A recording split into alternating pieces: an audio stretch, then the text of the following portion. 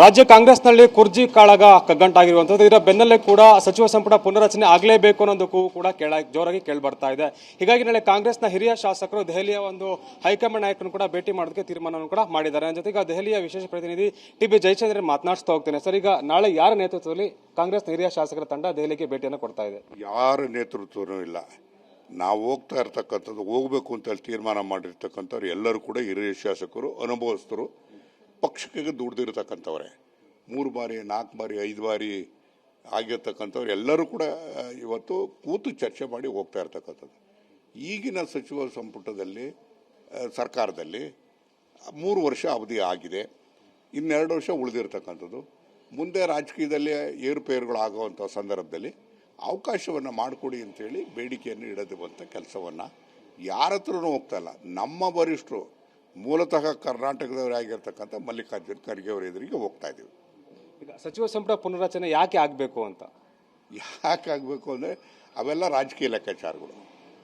ಇದು ರಾಜಕೀಯದಲ್ಲಿ ಯಾವುದೂ ಕೂಡ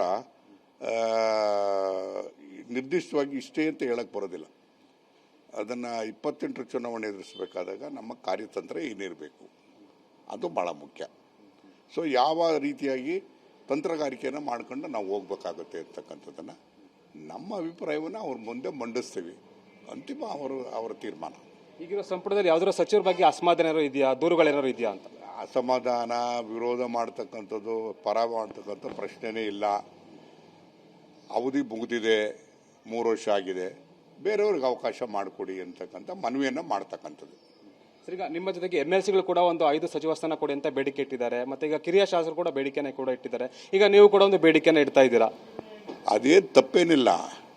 140 ಜನಕ್ಕೂ ಮತ್ತು MLCಗಳು ಸೇರಿ ಎಲ್ರಿಗೂ ಅವಕಾಶ ಇರ್ತದೆ. ಆದರೆ ಯಾರನ್ನ ಮಾಡಬೇಕು, ಏನು ಮಾಡಬೇಕು ಅಂತೇಳಿ, ಯಾಕಂದರೆ ಎಲ್ಲರೂ ಮನವಿ ಮಾಡಿದ್ದಾರೆ. ಅಂತಿಮವಾಗಿ ವರಿಷ್ಠರು ತೀರ್ಮಾನ ಮಾಡ್ತಾರೆ ಹೇಗೆ ಮಾಡಬೇಕು, ಏನು ಬಿಡಬೇಕು ಅಂತಕ್ಕಂಥದ್ದು. ಅದನ್ನು ಜಾತಿವಾರು ಲೆಕ್ಕಾಚಾರಗಳು ಎಲ್ಲದೂ ಕೂಡ ಹಾಕುವಂಥ ಕೆಲಸವನ್ನು ಮಾಡ್ತಾರೆ.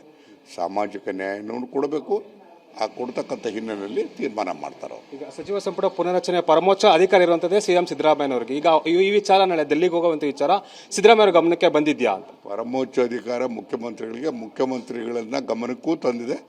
ನಾವು ಹೋಗ್ತಾ ಇರೋದೆಲ್ಲದೂ ಕೂಡ ಮುಖ್ಯಮಂತ್ರಿಗಳಿಗೂ ಕೂಡ ಗೊತ್ತಿದೆ.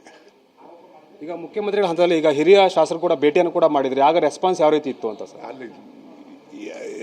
ಅದರಲ್ಲಿ ಏನಿಲ್ಲ, ಅದರಲ್ಲಿ ಅದನ್ನು ಮುಕ್ತ ಕಂಠದಿಂದ, ಮುಕ್ತ ಮನಸ್ಸಿಂದ ಸ್ವೀಕಾರ ಮಾಡಿದ್ದಾರೆ.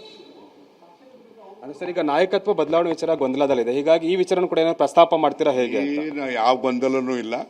ಅದೇನದು 4 ಜನರ ಮಧ್ಯದಲ್ಲಿದೆ, ಅವರು ಇತ್ಯರ್ಥ ಮಾಡ್ಕೋತಾರೆ. ಈಗ ನಾಳೆ ಯಾರ್ಯಾರು ಹೋಗ್ತಾ ಇದ್ದೀರಾ ಸರ್? ಎಷ್ಟೊತ್ತಿಗೆ ಹೋಗ್ತಾ ಇದ್ದೀರಾ ಅಂತ? ನಾನು ನಾಳೆ ಮಧ್ಯಾಹ್ನ ಹೋಗ್ತದೆ, ಕೆಲವರು ನಾಳೆ ಸಾಯಂಕಾಲ ಬರ್ತಾ ಇದ್ದಾರೆ, ನಾಡಿದ್ದು ಬರ್ತಾ ಇದ್ದಾರೆ. ಒಟ್ಟಾರೆ ಸೋಮವಾರ ಎಲ್ಲರೂ ಬೆಳಿಗ್ಗೆ ಅಲ್ಲಿ ಸೇರ್ತೇವೆ. ಈಗ ರೀಶಫಲ್ ಆಗುವಂಥ ವಿಶ್ವಾಸ ಇದೆಯಾ ತಮಗೆ ಅಂತ? ನನಗೇನೋ ವಿಶ್ವಾಸ ಇದೆ. ಪಕ್ಷದಲ್ಲಿ ಇಷ್ಟೇ ಹೀಗೆ ನಿರ್ದಿಷ್ಟವಾಗಿ ಹೀಗೆ ಆಗ್ತದೆ ಅಂತ ಹೇಳಕ್ಕೆ ಬರೋದಿಲ್ಲ. ಸ್ವಾಭಾವಿಕ ಬದಲಾವಣೆಗಳು ಇದ್ದೇ ಇರ್ತದೆ. ಇಷ್ಟು ಕೂಡ ದೆಹಲಿಯ ವಿಶೇಷ ಪ್ರತಿನಿಧಿ ಟಿ.ಬಿ. ಜಯಚಂದ್ರ ಸ್ಪಷ್ಟವಾದ ಮಾತು. ಈಗ ನಾವು ನಾಳೆ ಕಾಂಗ್ರೆಸ್ ಹಿರಿಯ ಶಾಸಕರ ಹೋಗಿ ಭೇಟಿಯನ್ನು ಕೂಡ ಮಾಡ್ತೇವೆ. ಹೈಕಮಾಂಡ್ ನಮಗೆ ಬೇಡಿಕೆಗೆ ಮತ್ತೆ ಈಡೇರಿಸುವಂಥ ಒಂದು ವಿಶ್ವಾಸ ಇರೋದು ಮಾತನ್ನು ಕೂಡ ಹೇಳ್ತಾ ಇದ್ದಾರೆ. ಕ್ಯಾಮ್ರಾ ಪರ್ಸನ್ ಸುಶೀಲ್ ಜೊತೆ ಅನಿಲ್ ಕಲ್ಕೆರೆ, TV9 ಬೆಂಗಳೂರು.